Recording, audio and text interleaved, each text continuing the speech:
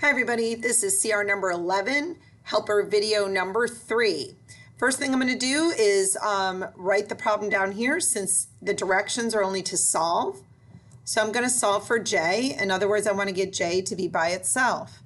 So the first thing I have to do is look to see if there's anything being added or subtracted from the variable. So I'm going to go ahead, I'm going to start with my ladder. And I've noticed that the 28 is being subtracted from the variable, so that's what I have to work with first.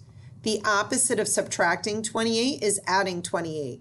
The reason why I'm doing the opposite is because I want to zero out the 28, so I am closer to getting that J by itself.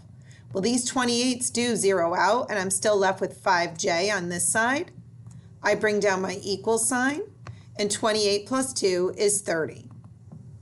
So then I'm going to go ahead and realize that the 5 and the J are attached by multiplication, and the opposite of multiplication is division.